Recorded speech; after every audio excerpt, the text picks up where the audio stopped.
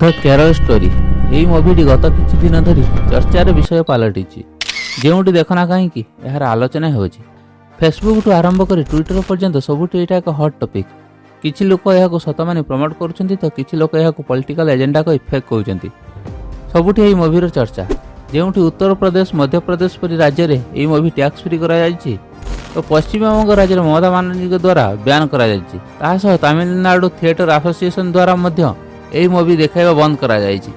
एही मुभिटी जोटी true event उपर आधारित जोटी यही मुभि यह देखा जायछि केमिति धर्म परिवर्तन पर आईएसआईएस रे जॉइन करा जायछि जहाँकि प्रमाण सहित तथापि कहीं किसी लोकंकर यही मुभि उपर असुविधा होछि।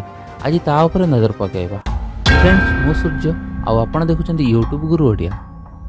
ममता बनर्जी अनुजाई यही चलचित्रटी संपूर्ण मिथ्या एवं यह राज्य में अशांति सृष्टि करें जेबे कि पश्चिमबंग केते शांति ताहा समस्ते जानती।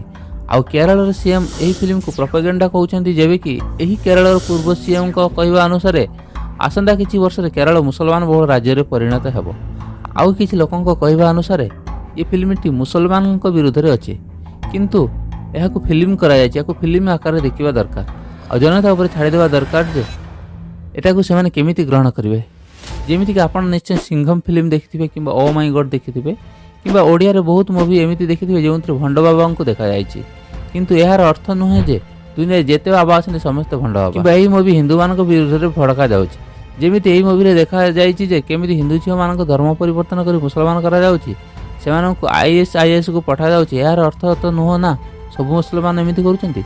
जदि किछि मात्रा रे हेछि ता देखैबा कोन भूल। जो मान विषय फिल्मटी होती फिल्म शेष में ना दि जाइए से माँ बापा कथबार्ता अच्छी से झील मान मध्य आज भी जड़े अफगानिस्तान अच्छी यहीटा तो प्रमाणर सहित देखा जाए ना। जेबे कि हिंदू विरुद्ध में केते मुवी सीरियल मनगढ़ंत बना जाए से तो कहीं से फिल्म को बैन करूना।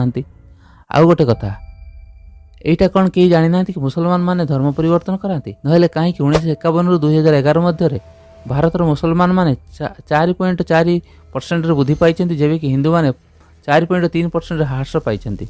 जदि ए विषय खुद केरल सीएम कहते 20 वर्ष केरल एक मुसलमान राज्य में परिणत होने कौन केरल मुख्यमंत्री निज राज्य को अपमान कर केते आर्टिकल भी लव जिहाद विषय प्रकाश पाई।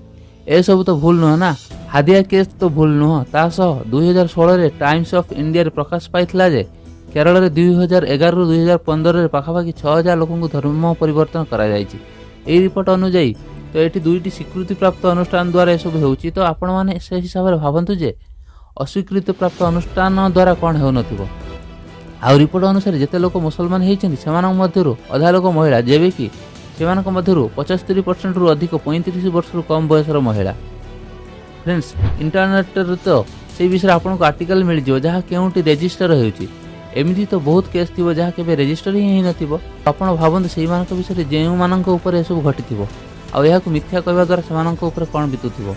मुझे ये कहबी भारत में एमती फिल्म निश्चय होगा दरकार और समस्ते देखा भी दरकार जहाँद्वारा समस्ते यह प्रति सजग रे दुनिया एमती होती।